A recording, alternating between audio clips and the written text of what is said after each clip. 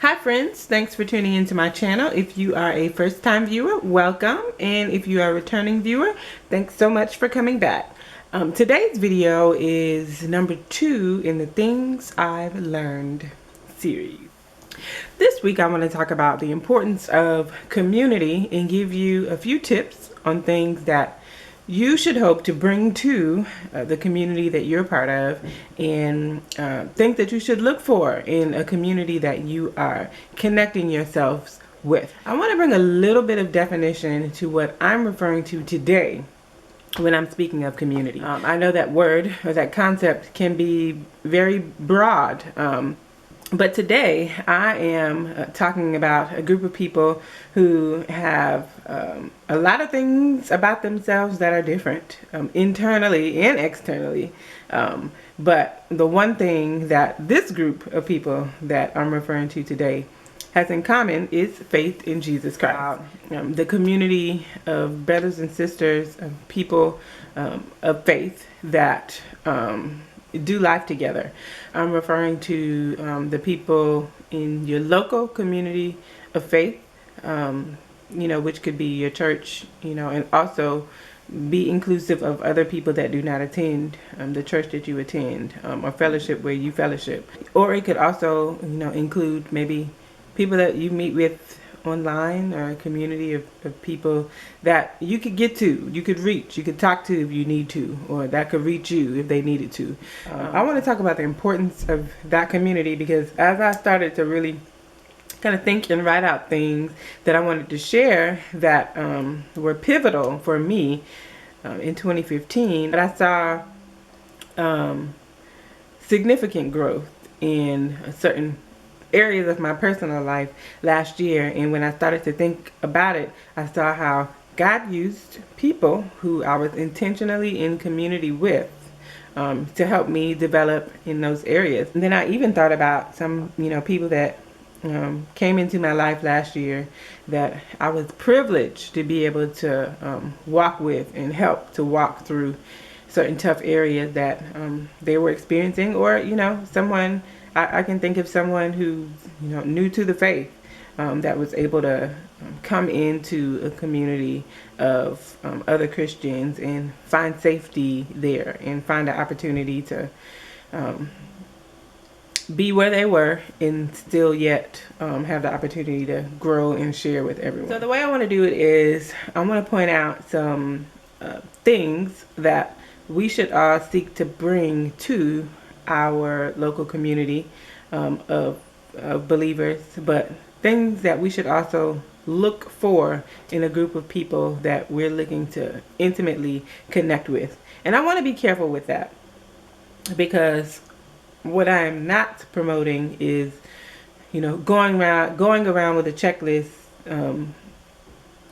trying to find fault within a group of people before deciding to commit to being accountable and being connected to that group. That's not what I'm going for.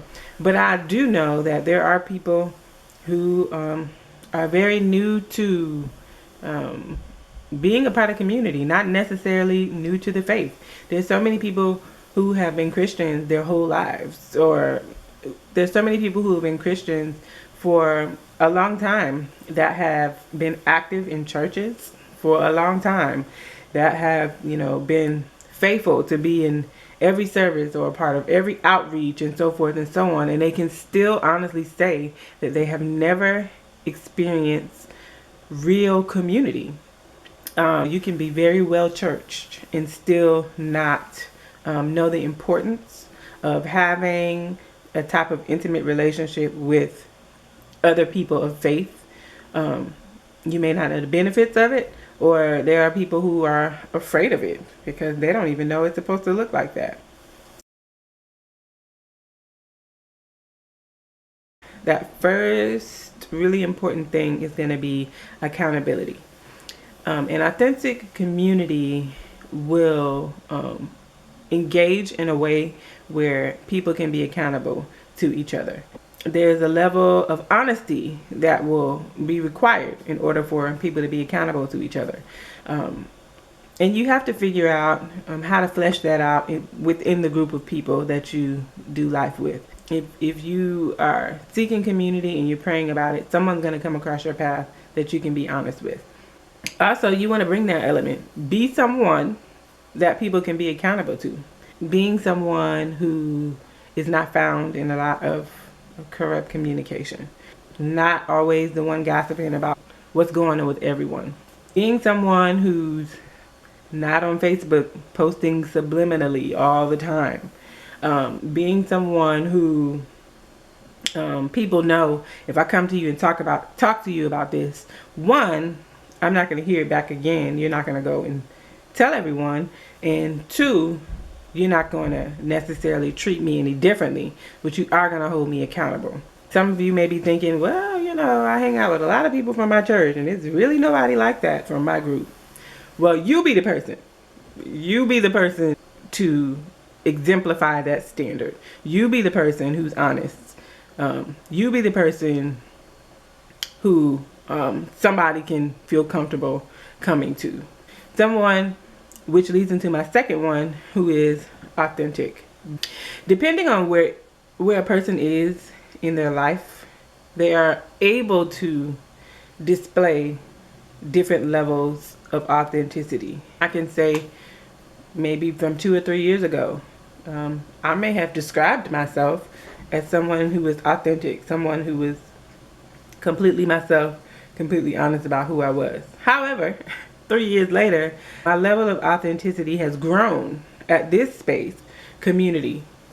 One of the main tools in helping me to grow and just being comfortable with who I am, and even acknowledging, recognizing things about myself. I will refer you back to the last video that I posted in this series was about being honest. The core to being authentic is being honest. First of all, with yourself, with God, and then that is something that will radiate from you. So seek to bring that to the community that you are a part of. And if you don't see it, it doesn't necessarily mean you're supposed to write that group off and go find this perfect group that doesn't exist. It may mean that you're watching this video because you are being challenged. You are being called to step up your game as it relates to being someone that people can be accountable to and being an honest and authentic person. It doesn't necessarily mean get away from everyone who you normally hang around as a Christian, because none of them authentic, and you sure can't hold them accountable for anything because they'll get mad at you. No, that's not what I'm saying. You could be someone who is at a crossroads. Maybe you're someone who's trying to you're thinking about, you know, joining another church, or you're thinking about, you know, connecting with a small group and you just need a nudge. I don't know who you are, but I'm glad you're watching and I hope it's helping you. And then the third and the last one that I'm going to cover in this video is being teachable. An authentic community creates an environment that promotes growth, that promotes learning. And there are some things that we can teach people without saying a word. I can think of 2 people right off the top of my head that I learned so much from, just from being around them. They're very affectionate people, and you know, I learned over time from talking to them that it's a part of their culture. They're not from the States, and it impacted me. That's just something that I saw from being around them, and it's something that I needed more of. I needed to be able to extend more, and not only that, I needed to learn how to receive it more. So that's just one example. Be teachable. None of us knows everything. How can we grow together with that being the case? I need to be willing to learn from you, and you should be willing to learn from me, because I have something to contribute in some way, shape, or form. And then I want to throw this out there for single women. Take opportunities that present themselves to learn from an older woman. A good friend of mine who I'm gonna bring in to do one of these with me. She can cook like anything. I mean, you know, I can cook a few things. You know, I learned. My mom taught me growing up living by yourself and living with a family are two different dynamics. And just being at her house with her sometimes and seeing how she manages things. The girl can cook like, I joke with her and I say, you know, you could boil water and it's gonna taste better than some like full meals that people cook. I mean, she can throw down like anything she can make it and it's good. Oh, when I'm hanging out with her, I pay attention, especially if she's cooking something that I've never made, or if she's cooking something that I have made, that I've had hers and is better than mine. I pay attention to what she's doing. I ask questions. I encourage, you know, women to do that. Even if you are a single woman but you are of age, you know, take another young woman under your wing. Open up some time just to have lunch, sit down and talk. It doesn't take a lot. I encourage you to seek to bring to your community accountability, authenticity, and teachability. It's amazing how much we learn from each other just from spending time with each other. I hope you have enjoyed it. I encourage you to ask questions, dialogue in the comments below. I will return again with another things I've learned video. Thank you so much for tuning in. I so appreciate your time and your attention.